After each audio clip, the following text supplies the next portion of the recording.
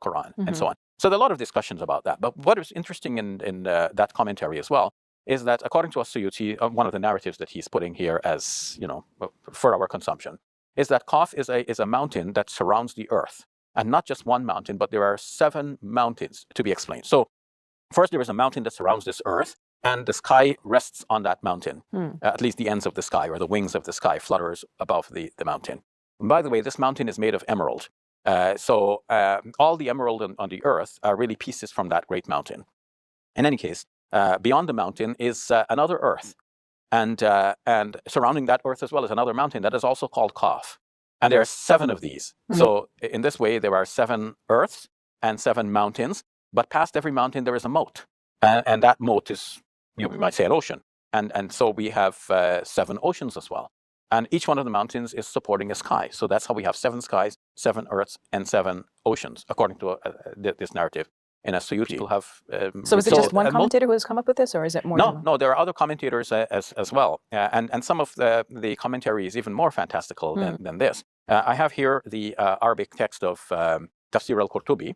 And in a previous episode, I relied on some English translations, but the English translations are not yet to this volume. This is volume 19 in the Arabic. And this is an edition edited by Dr. Abdullah ibn Abdul Muhsin al-Turki. In this tafsir, we have this strange narrative. It says, Wahab said, and this is tracing it to one of those persons who are known to have brought us information from the Jewish and Christian sources. So he said that Dhul-Qarnayn went upon this mountain Qaf, or came upon this mountain Qaf, or came to this mountain Qaf. Ashrafa ala, so it's hard to translate. Either he went up or he came to it. He's there face to face with it, and now he has a conversation with this mountain. Now, somebody may ask, who is Dhul-Qarnayn? So Dhul-Qarnayn we know of from the 18th chapter of the Qur'an. And so now he has a conversation with this mountain, and he asks, what are you? And he said, the mountain says, I am Qaf. And so Dhul-Qarnayn asks, what about all these other little mountains around you? And Dhul-Qarnayn's, the mountain Qaf replies, these are my roots, and each one is connected to a city. So when God orders me to cause a quake in a particular city, I order the particular mountain that then reacts and causes a quake in that particular city. And Dhul-Qarnayn now is more curious, so he asks, okay, tell me about something about the greatness of God. And the mountain says, well, everything about God is great. But I'll tell you something.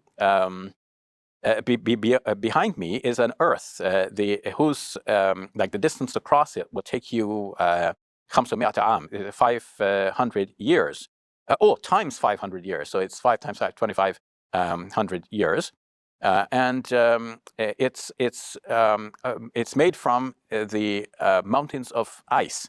And had it not been for that earth behind me, I would have burnt up due to the heat of hell. So Dhul-Qarnayn asks, tell me more. And so tells more. He says, okay, the angel Gabriel stands before God, and his muscles tremble. And from each trembling, God creates 100,000 angels. And so on, So that's. So do you think they're getting this from hadith, or well, as this narrative, where is it coming from? This narrative explicitly says that it's coming from Wahab. Okay. And then where did Wahab get it? Maybe from it might be imagined Jewish and Christian sources, but obviously these were stories which were being bandied about at the time.